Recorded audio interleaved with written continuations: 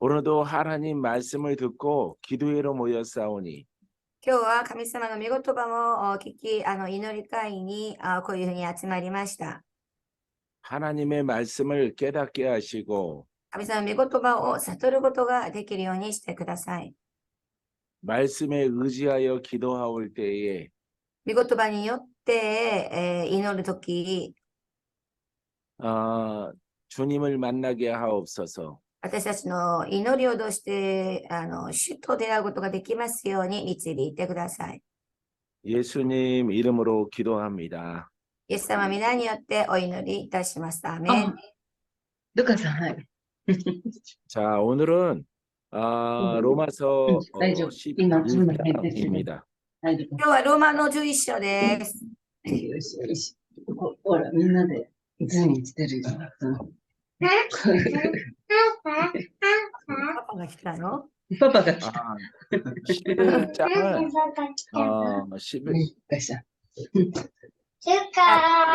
いや、ミュートにしてもらっていいですか？ミュートしましょう。すみません、ごめんなさい。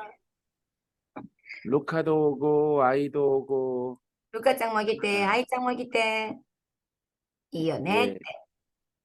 자, 11장은 하나님의 선택, 예정하심 이렇게 주제를 달 수가 있습니다. この、ローマの11章ですね、神様の選び、神様の、御心、神様のこの救いに対する私たちの対する計画というふうに、題名をつけることができます。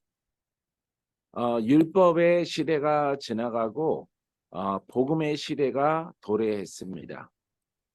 律法の時代は過ぎ去って、福音の時代が到来いたしました。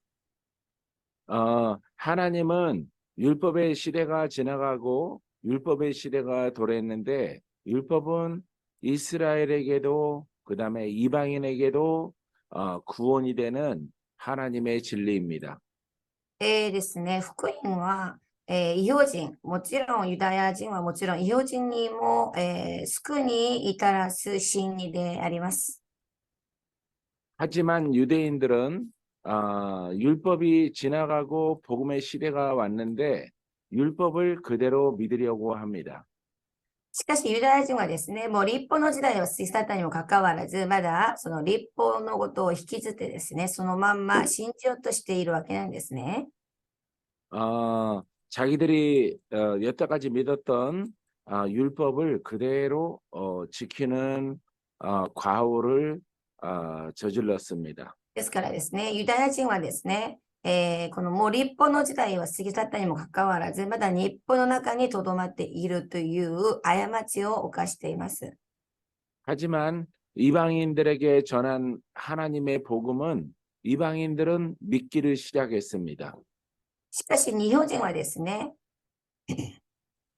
ユダヤ人によって伝えられた福音を信じて、異邦人はちゃんとした福音、律法じゃなくて福音を信じています。アメン。 복음 이전에 선택하신 이스라엘을 버린 것은 아닙니다. だからといって神様がユダヤ人を捨てたわけではないですね。 그들이 복음을 받아들이지 아니한 것입니다. ただユダヤ人がですね、福音を受け入れなかっただけの話なんです。 나중에는 오랜 세월이 지나간 후에 하나님의 때가 도래하면은 이스라엘이 예수를 믿게 될 것입니다. 結局は黙示録にも書いてあるようにですね、最後はもうね、ユダヤ人も福音を受け入れるようになるでしょうよ。 11장은 1절부터 32절까지 구성되어져 있습니다. 11章はですね、1章から36節まで、なってるんですね。長いですね。11章は。 하나님의 복음을 이방인이 믿고 나중에 이스라엘이 믿을 것이라고 기록되어져 있는 ここには 11장입니다. 一丸がですね、先に福音を、ですね、異邦人が信じて、後でユダヤ人も信じるようになるということを、ローマの11章は書いてあるわけなんです。ハレルヤ、アメン。 예수님이 승천하신 이후에 다시 오는 때가 이방인의 구원의 수가 다 차고 그 다음에 이스라엘이 예수를 믿는 것입니다. ですから、黙示録に書いてあるようにですね、先に私たち、異邦人のこの数、ね、人数、これは象徴的な話でしょ。そういうふうに、ね、満たされた時に、後で、ユダヤ人も神様のもとに戻ってくるという話は、黙示録に書いてある通りですね。はい。이스라엘이 환란을 당하면서 예수를 믿기 시작하면은 주님의 재림의 때가 거의 다가온 것입니다. ですから、これは逆を言えばですね、イスラエルの人々がイエス様を信じるようになり始めたらイコール、その日が近づいたという印です。 우리가 서론적으로 나눈 말씀을 바탕해서 자, 1절부터 읽겠습니다. じゃあ、そしたら、11章、1節から読み上げたいと思います。はい、1節、せーの。すると、神はご自分の民を退けてしまわれたのですか？絶対にそんなことはありません。この私もイスラエル人でアブラハムの子孫に属し、ベニヤミン族の出身です。アーメン。 예, 사도 바울이 하나님 말씀을 대언을 해서 말합니다. 하나님께서 이스라엘을 버렸느냐? 버리지 않았다라고 말할 수 있습니다.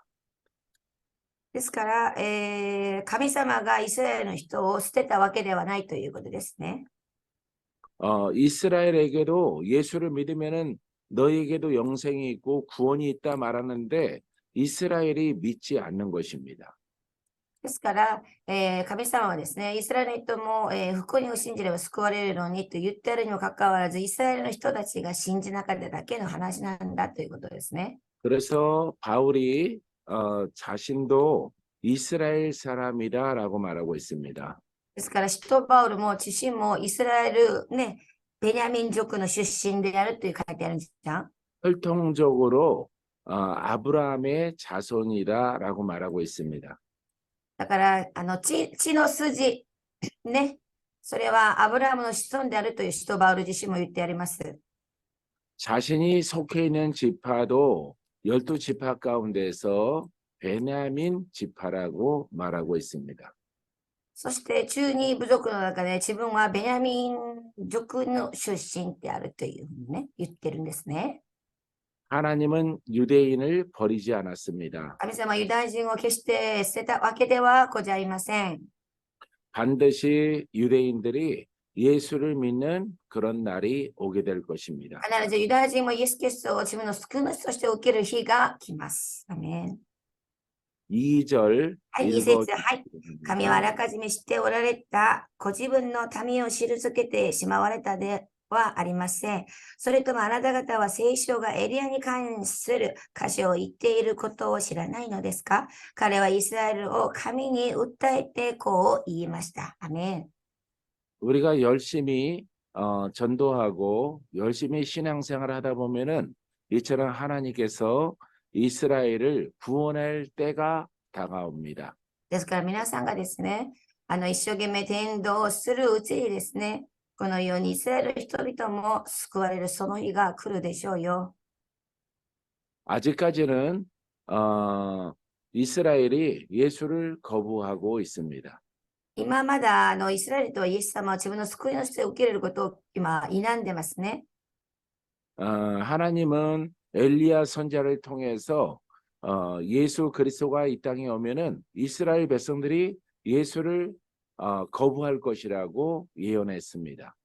神様はですね、エリアを通してですね、このようにイエス・キリストが来られると、イスラエルの人たちがイエス様を拒むというふうに予言もしたんですね。 이스라엘은 원래 그 하나님 주권자가 하나님인데 예수를 믿지 아니함으로 마귀에게 넘어갔습니다. そうですね、イスラエルの人に対する集権者はイエス・キリストなんですよ。神様なんですよ。なのに、こういうふうに拒んでいるから、結局、向こうの霊に集権が、この者たちが向こうの霊に属するてるように今はなってますね。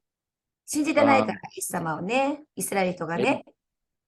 엘리야가 이스라엘 백성들이 그렇게 할 것이라고 책망을 하니까 이스라엘 백성들은 엘리야를 죽이려고 했습니다.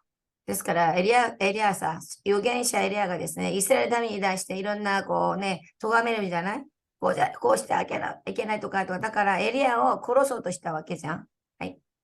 선지자는 이스라엘 백성들에게 칭찬이든 책망이든 하나님께 받아서 전달하는 사명을 가지고 있습니다.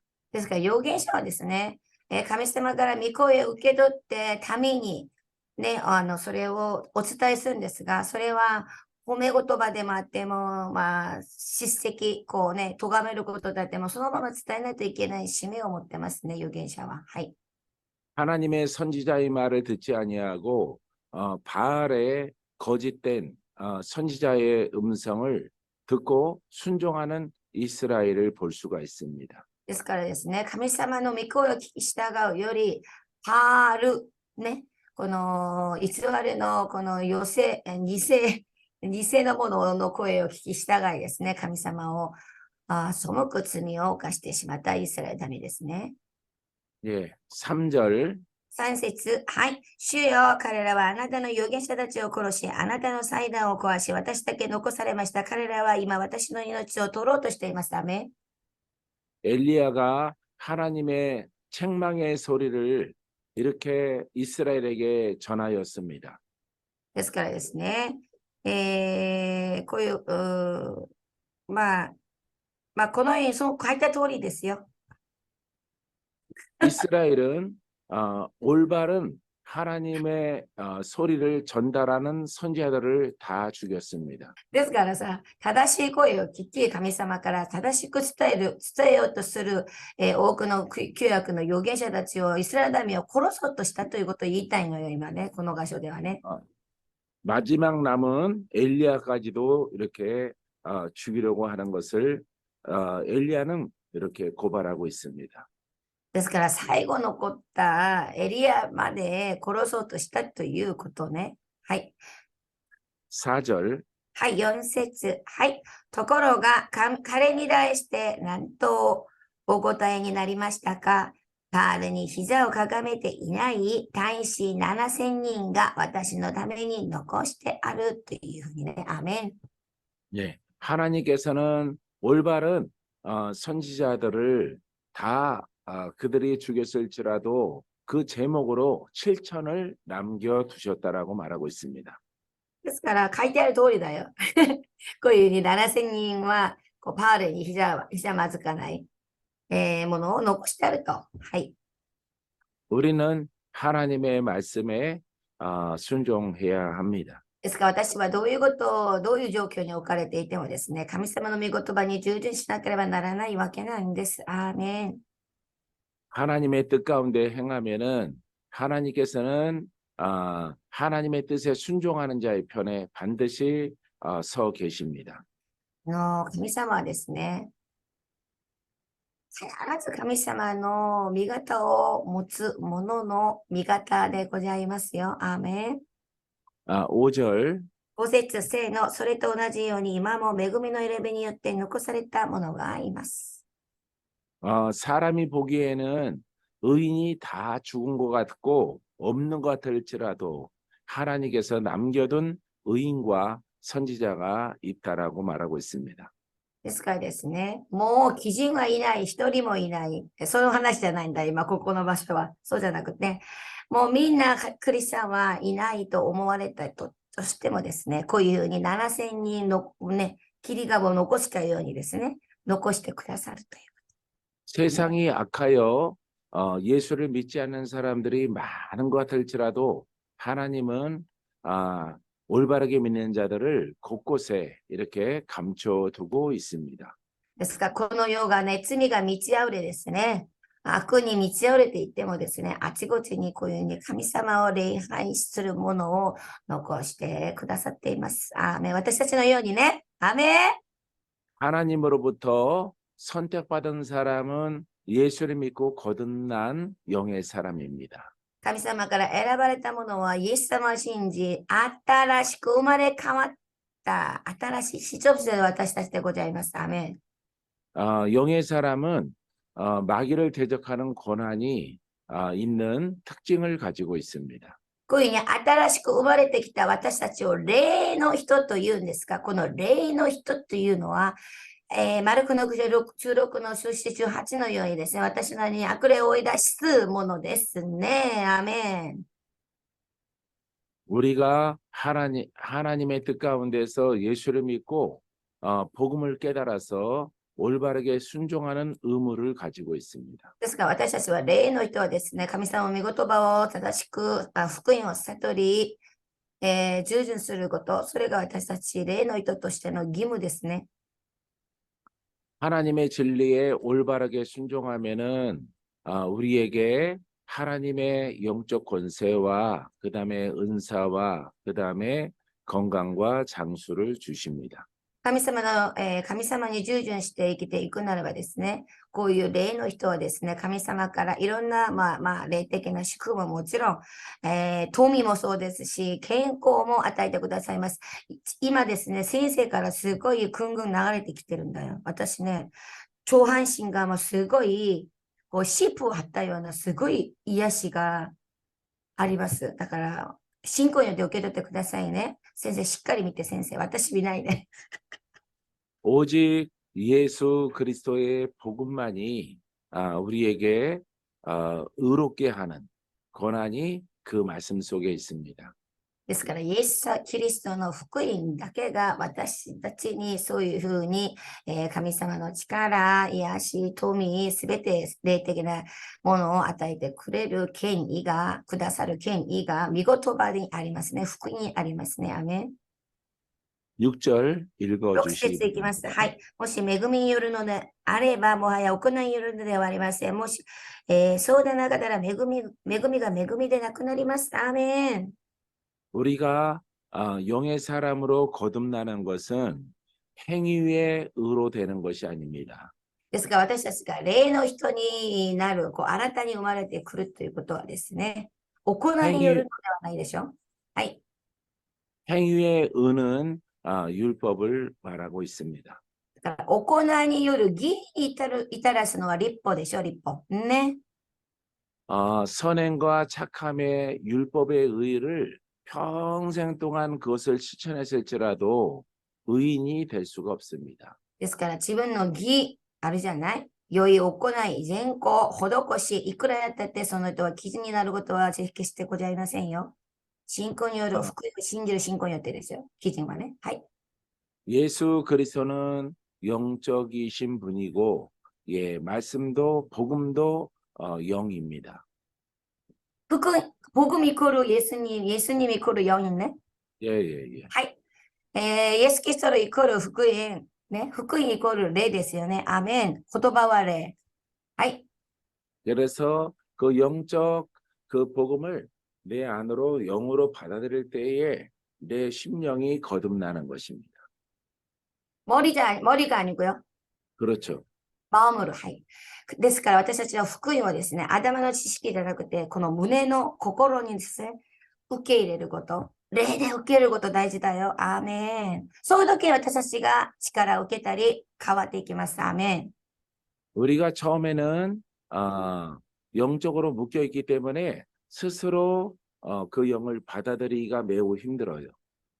ですから私たちは最初はですね、いろんな霊に縛られているわけですから、それを霊で受けることはできなかった。しかし皆さんは今追い出しをしたり、いろんなミニッシュをしてもらうことによって先生にね、それから霊が開かれ、霊が目覚め、それを私たちは福音を霊で受けるようになってきてるわけよ。アメン。霊が活性化されてるから。ハレルヤ、アメン。 예, 듣고 하나님 말씀이 순수하게 이렇게 내 안으로 깨달아져서 들어와야 됩니다. ですから、私たちが福音を聞くときに、とにかく聖書を読むときもですね、私たちの中にスーッと、霊の中にふーっと入ってくるように。ですから私は常に威厳で耕しているでしょ。心の裸。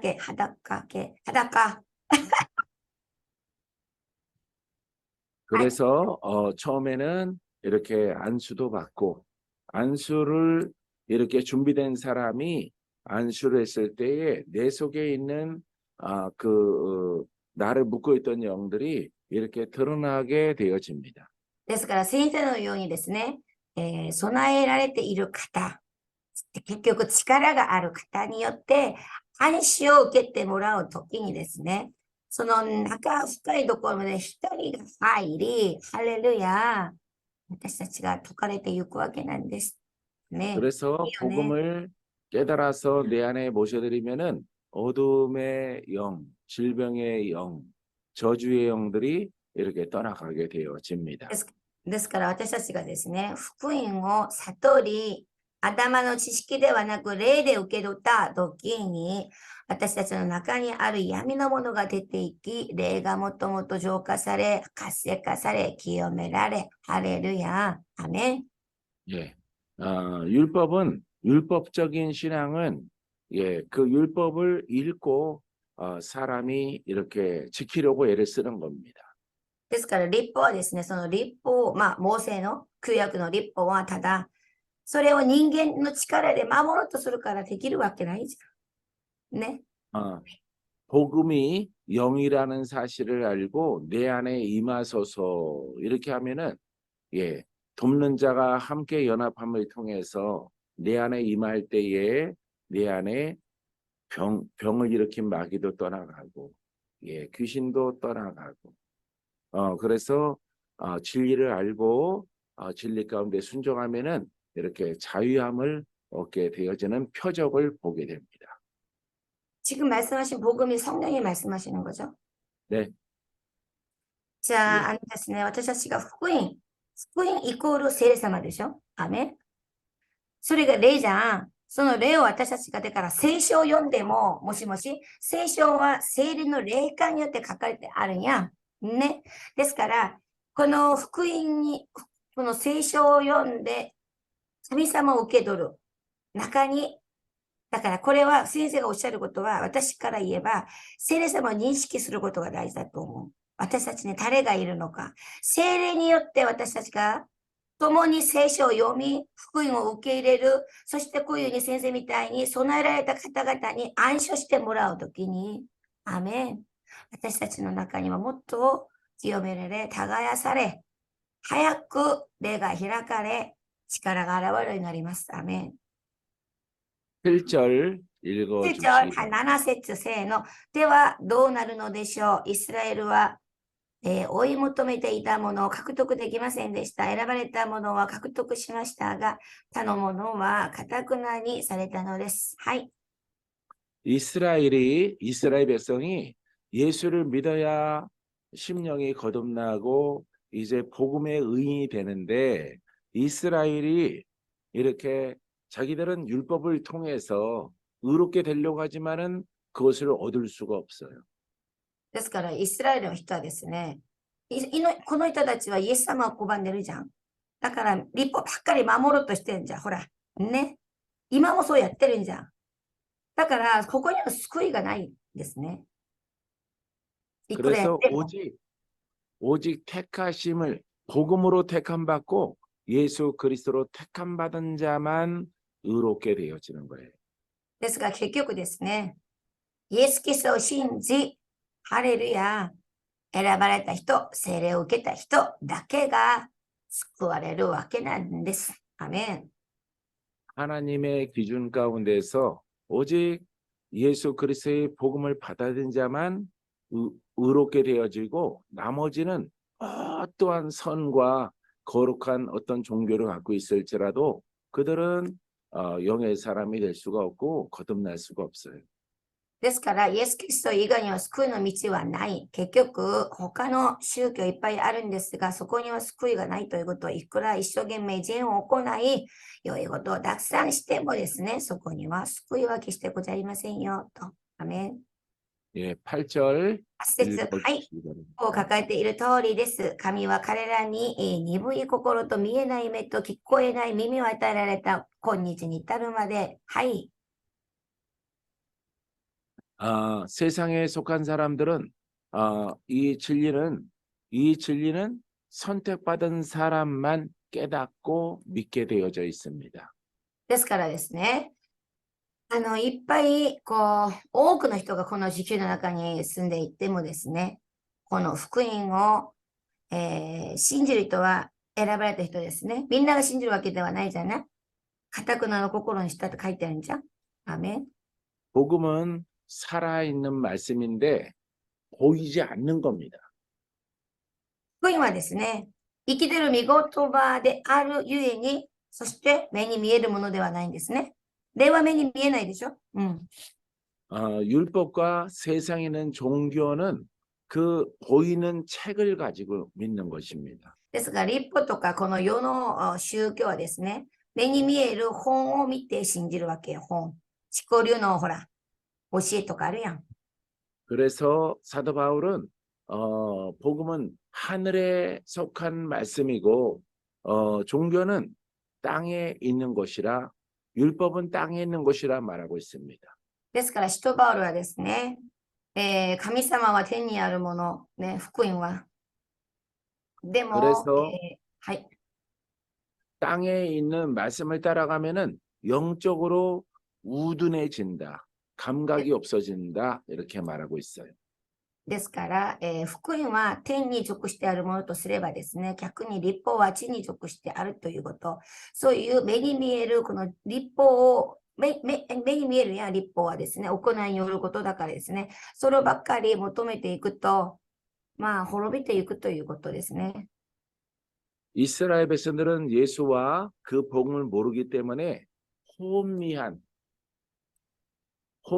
심령을 가졌다라고 성경은 지금 말하죠.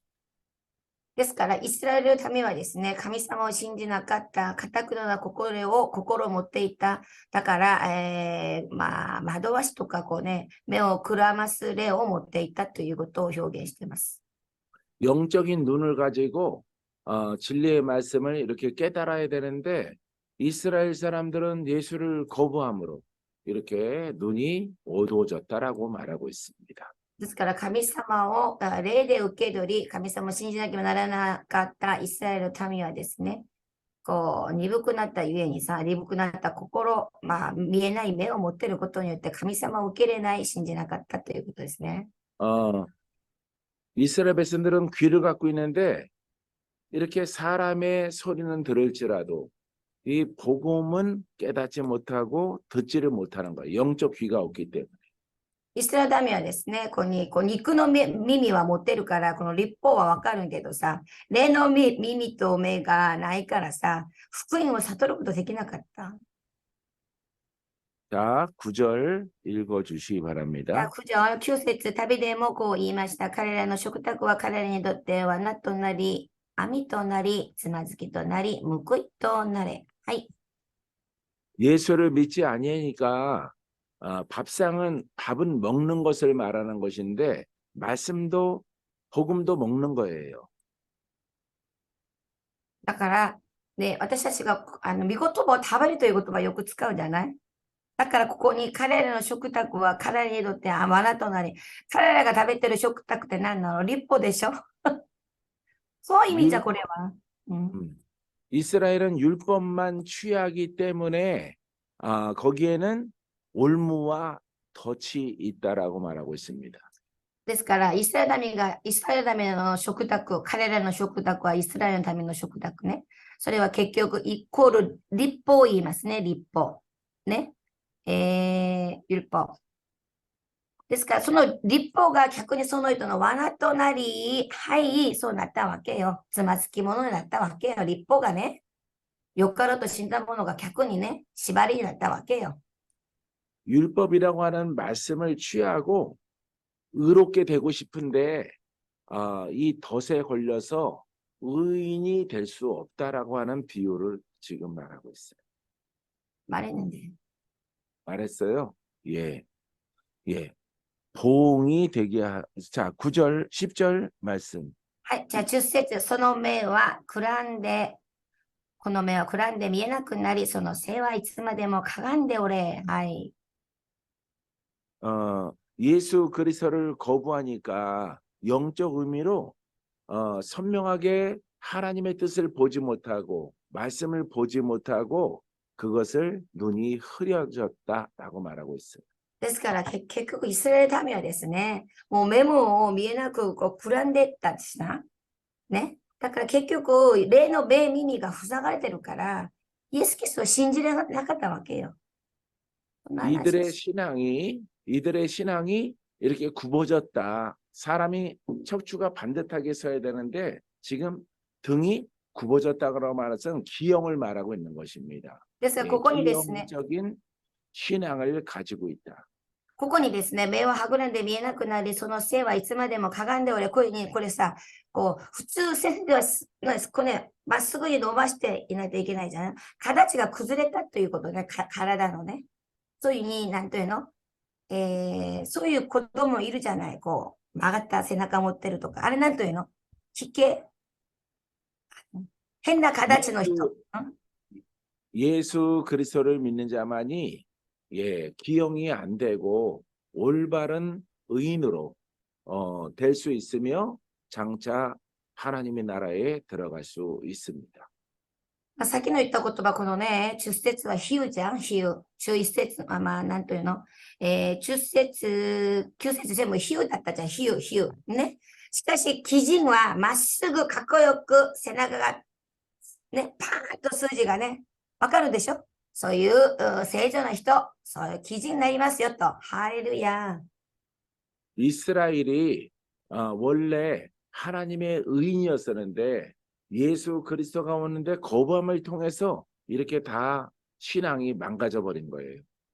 この、こう、崩れた形はですね、結局、こう、なんていうの、信仰的におかしくなったということを言ってるんじゃない。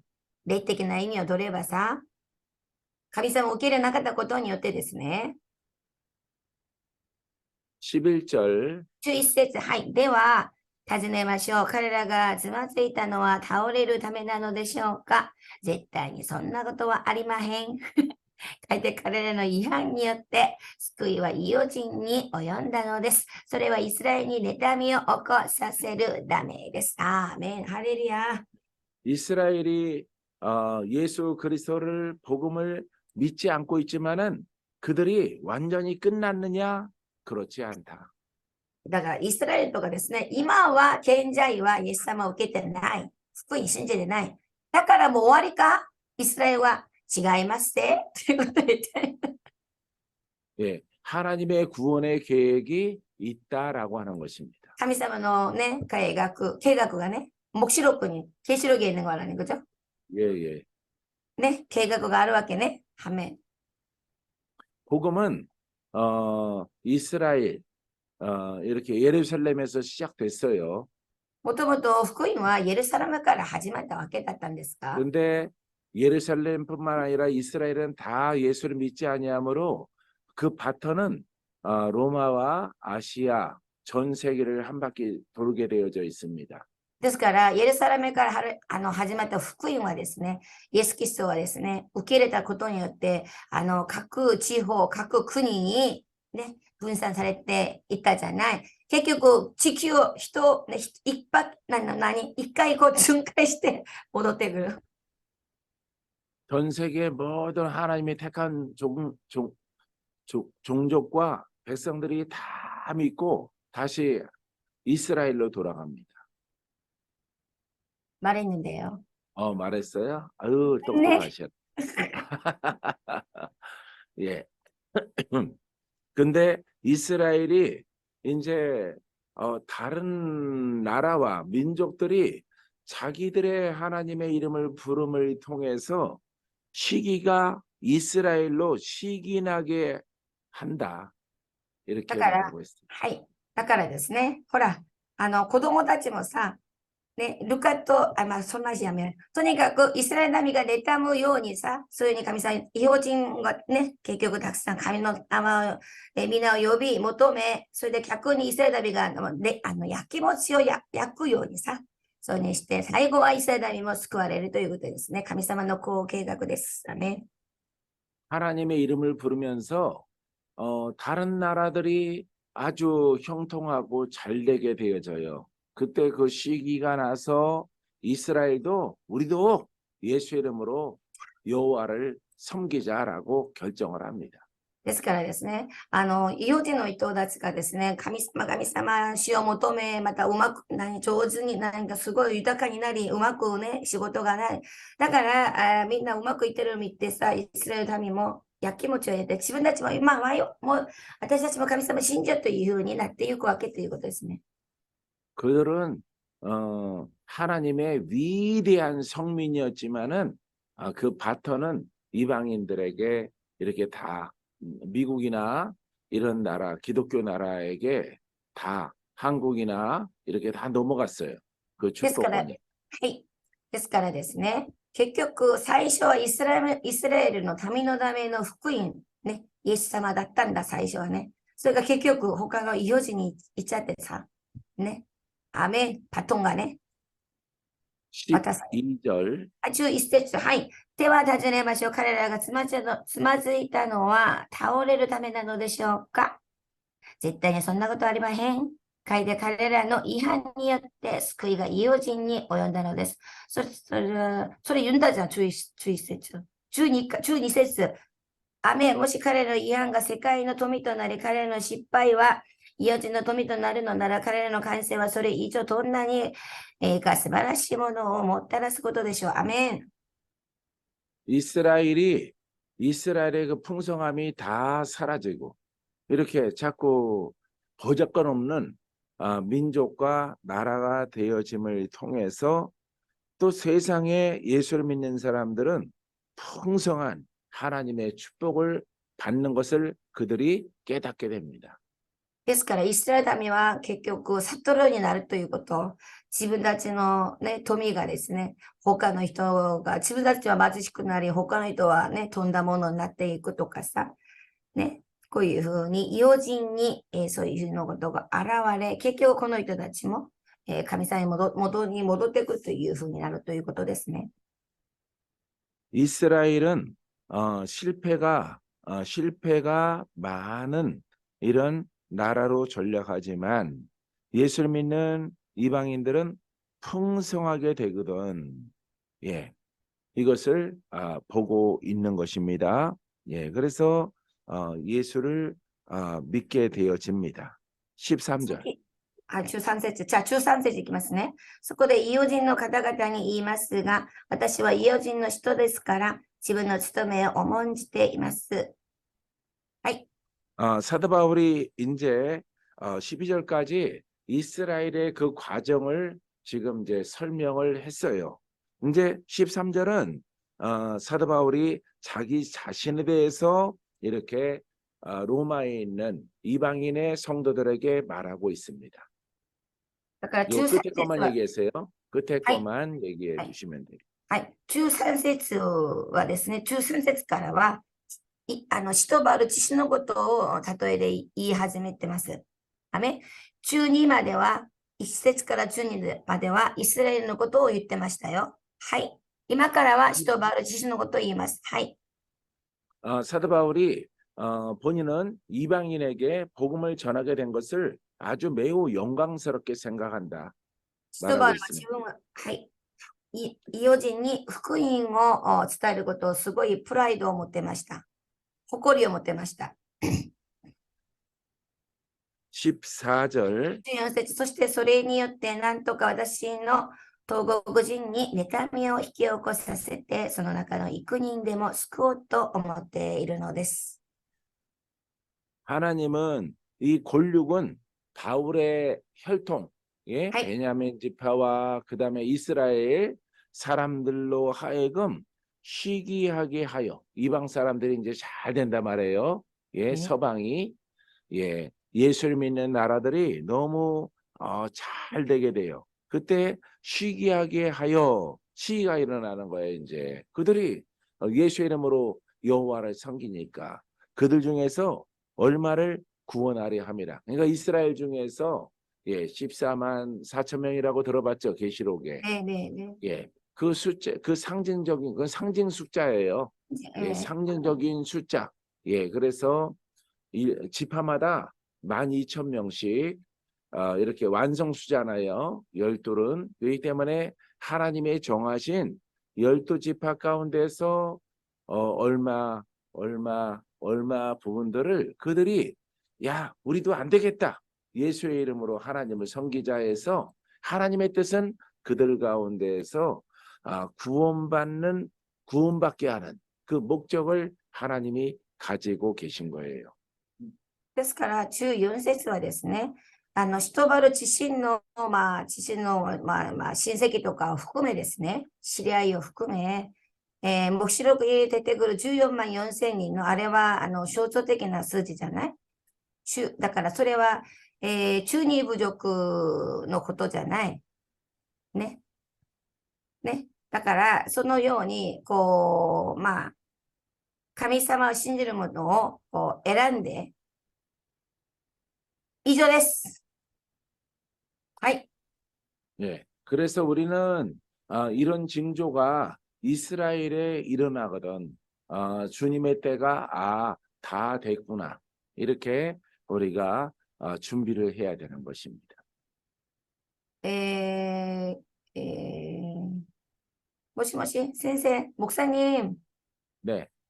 이런 징조って 어떤 징조요? 징조? 예. 세상이 혼란스럽고 하더라도 예수를 믿는 사람들이 계속 증가되고 이스라엘이 예수를 믿겠다라고 하는 그런 지도자가 나타났을 때에 이거는 예. 세상에 주님이 재림하실 때예요. わかりました。はい。ですからですね、もうこの、世の終わりまでは、福音は伝えていかないといけないんですか？ 14万4千人、さっき象徴的だったけど、そのぐらいね、あれは14万4千、明確な数字ではないでしょ。ただの象徴じゃない。そういうふうに多くの人々がイエス様を信じるようになったら終わりに近いかなという気づくことだということを言ってます。 그런 일이 있기 위해서는 우리가 이 세상을 바라봤을 때에 저 북한 같은 나라가 없어지고 북한 같은 나라가 부서져야 됩니다. 중국 같은 나라가 많이 변화가 일어나야 돼요. 러시아 같은 나라가 많이 이렇게 민주적인 이런 나라로 이렇게 변화받아야 되는 그런 징조도 함께 먼저 있을 것입니다. ですから、終わりの日が来る前に国々がもうなんか戦争が起きとかいろんな書いてあるじゃん。ね、そういうふうに、そういういろんな現れがあると。その時は、終わりが近づいたのかなという気づくこと。今、シュトーバールが言ってるんだよ。このローマ書を通して。はい。 하나님은 구원의 계획 가운데에서 반드시 예수 그리스도를 핍박하는 그런 사상이나 그런 체계를 부시지 않고는 주님의 때가 오지 않는 거예요. ですから、北朝鮮とかですね、ロシアとかさ、中国とか、共産主義が砕かれ、そういう時に神様がいらっしゃるということよ。アメン。 우리가 어찌하지 않더라도 세상이 어찌하지 않더라도 하나님의 계획 가운데서 그런 나라들은 이렇게 분열되거나 문을 닫거나 체제가 변하는 일들이 일어나게 될 거예요. ですから、私たちが何かしなくてもですね、そういう北朝鮮がもうオープンしたりですね、南朝鮮、韓国と一つになるとかですね、中国がなんか、なんていうの、民主主義になったりですね、そういうふうに、政治的なそういう変化も来るという終わりの時代ね。 그와 같은 하나님의 계획 가운데에서 구원의 계획 가운데서 그런 일들이 일어나지만은 그들은 전쟁을 일으키게 될 거예요. ですから、そういうふうな戦争があちこちからね、あるということね。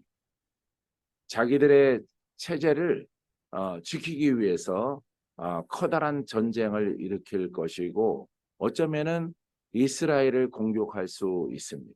結局はそういう者たち、共産主義とかそういう者たちがイスラエルも姉妹には攻撃してしまう。自分たちのその、民主主義だ、共産主義だ、共産主義、それを守るためにですね。 하지만 이스라엘은 하나님의 구원의 계획에 가장 마지막에 있는 국가이기 때문에 망하지 않아요, 절대. しかし、絶対にイスラエルは滅ばない。なぜならば、神様のこう計画の中で一番最後に最後にね、ある国だからですね。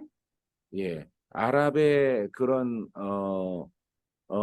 나라와 이렇게 불의한 국가와 연합을 해서 이스라엘을 이렇게 치료할지라도 예, 절대 이스라엘은 지지를 않고 하나님의 은혜 가운데 보호함받고 구원 그때 그들이 하나님을 예수 이름으로 찾게 될 것입니다. ですから、いろんな不義の国々、ロシアとか中国とかいろんな国々が力を合わせてイスラエルを攻撃しようとしても、神様はそのイスラエルを守ってくださいます。それで結局イスラエルは主を褒めるようになるでしょうということですね。아멘. 우리는 열심히 예수를 믿어야 되겠습니다. ですから、私たちも心を尽くし、思いを尽くし、神様を信じていかないといけないんですね。 자, 오늘 말씀은 여기까지 하고 기도하겠습니다. 오늘은 그럼 14절까지 하시는 거죠? 네네, 14절.